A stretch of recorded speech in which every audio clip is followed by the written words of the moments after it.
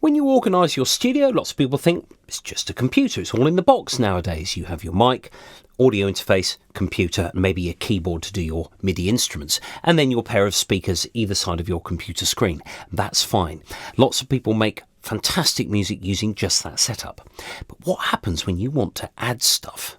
When you want to avoid unplugging and plugging your jack plugs in and out to integrate old keyboards or something? Well, let's have a look.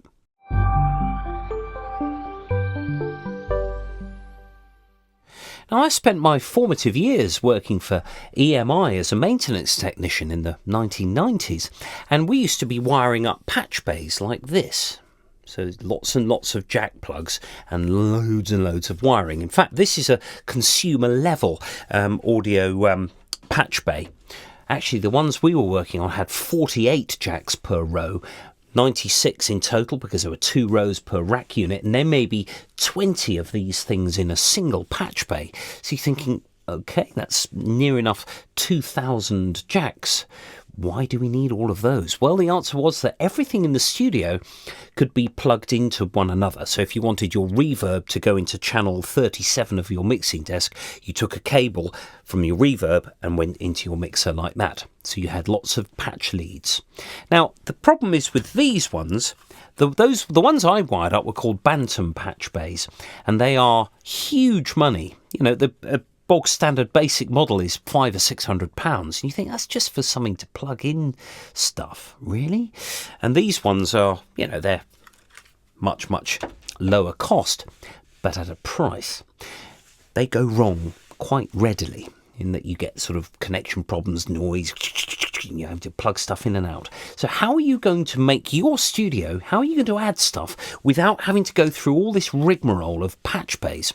Well, the answer is, all you need is a small mixing desk. Now, I've got here a little Behringer desk. I use this for just little live gigs. And you think, why am I adding an analog mixing desk? Why am I going and adding something that is much lower quality than my audio interface? You're listening to this at the moment on a Universal Audio Apollo Twin audio interface, which is massively high quality. It's a lovely bit of kit. Why would I add analog distortion and hiss and all of that sort of stuff to my audio interface? Well, the answer is it depends on the piece of equipment that you're connecting up. At the moment, I've got a really nice microphone, this AKG C414, which is going straight into the computer, so there's virtually no noise. I say virtually. Every single piece of kit that you use adds a tiny bit of distortion, noise, or coloration of frequency response of its own.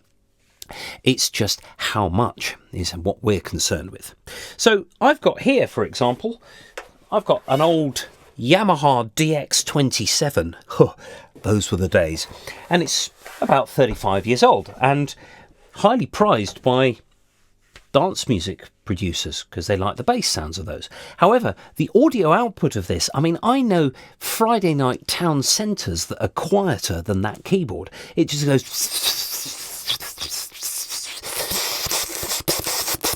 You think, well, no audio interface is going to clean that up. You're simply inputting something that's much older. I've got another Yamaha keyboard, an Electone organ of the early 1970s, which is even noisier, but it's just the character of it.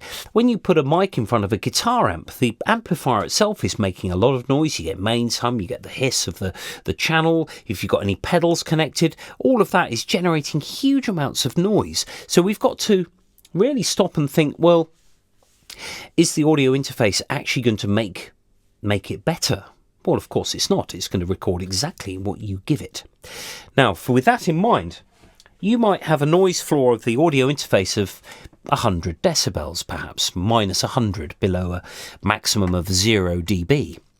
But something like this, a mixer like this, still performs at about minus 80 or minus 85. That's huge. Cassette is about minus 50.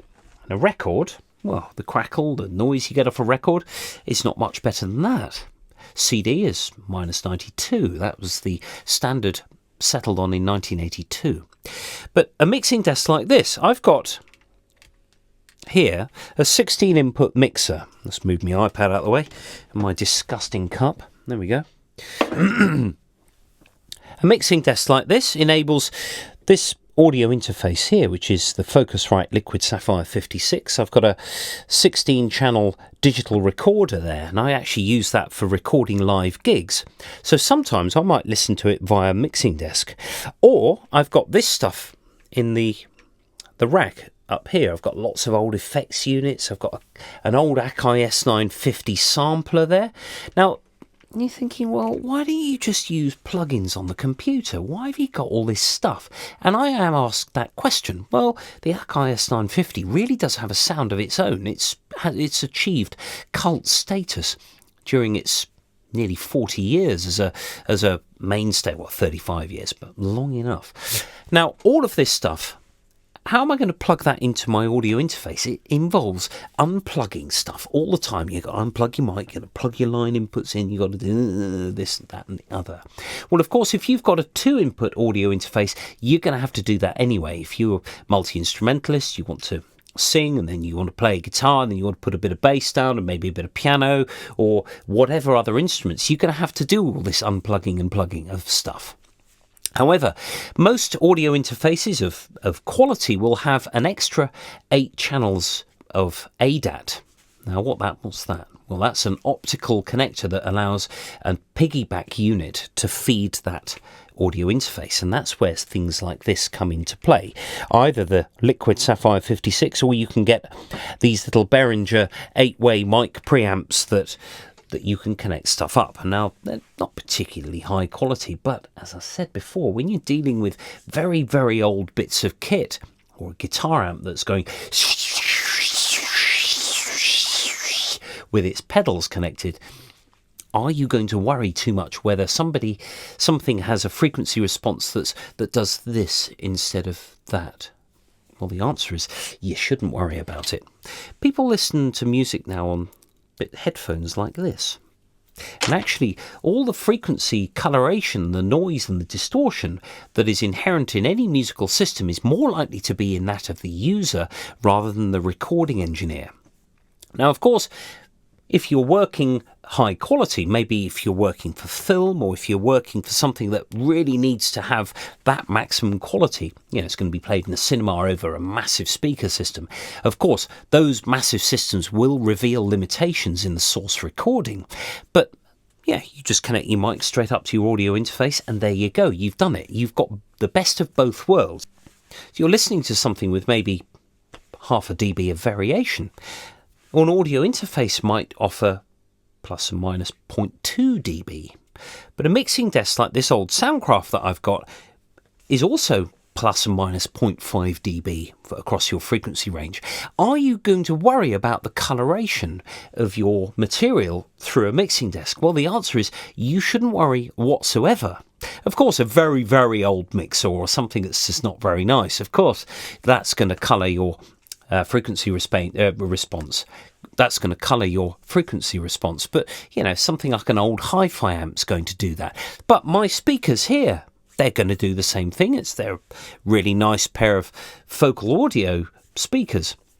But they're in a room which has got hard surfaces and, bouncing off a bit of glass or whatever. We've got to really think about the setup of our studio over the audio quality that you will achieve. Because actually audio quality is only fully achievable if you've got high-end stuff. You can't hide bad recordings.